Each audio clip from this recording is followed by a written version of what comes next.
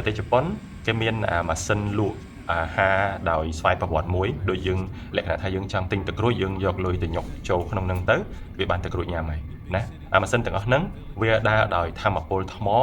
វាដើរដោយថាមពលពន្លឺព្រះអាទិត្យឧបមាថាប្រទេសជប៉ុនកន្លែងណាមួយវាមានគ្រោះធម្មជាតិដោយមានរំជួយដីដូចមានរអិលបាក់ដីមានបំផ្ទុះភ្នំភ្លើងឬក៏មានអីមួយយ៉ាងដែលកាត់ឡើងនៅតំបន់នោះម៉ាស៊ីន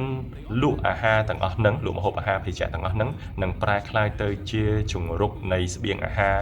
ដោយប្រជាពលរដ្ឋអាចទៅយកស្បៀងយកទឹកនៅទីហ្នឹងដើម្បីមកទទួលទាន free ដែលអត់គិតលុយទេបានន័យថាគេចងនៅកូដឬក៏គេទៅសេ program រួចហើយថាម៉ាស៊ីនទាំងអស់ហ្នឹងគឺដំណើរការបានសម្រាប់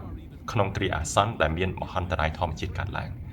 វាអាចទុកនៅថ្មអាចកាន់បានច្រើនថ្ងៃណាឬក៏ប្រើប្រាស់ដោយពន្លឺព្រះអាទិត្យអីអញ្ចឹងទៅដោយសារតែប្រទេសជប៉ុនគឺស្ថិតនៅក្នុងតំបន់ឬក៏ zone មួយនៃមហន្តរាយញឹកញាប់មែនទែនដល់ពេលអញ្ចឹងគេត្រូវបង្កើតកន្លែងហ្នឹងដើម្បីជួយសង្គ្រោះប្រជាជនរបស់គេឲ្យរួចផុតពីគ្រោះថ្នាក់ដាច់បាយឬក៏ដាច់ស្បៀងអីអញ្ចឹងទៅ